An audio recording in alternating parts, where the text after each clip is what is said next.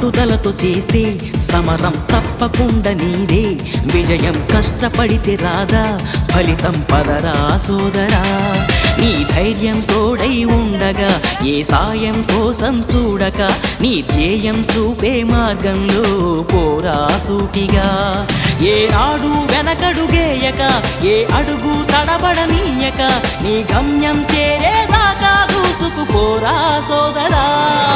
పట్టుదలతో చేస్తే సమరం తప్పకుండా నీదే, విజయం కష్టపడితే రాదా ఫలితం పదరా సోదరా.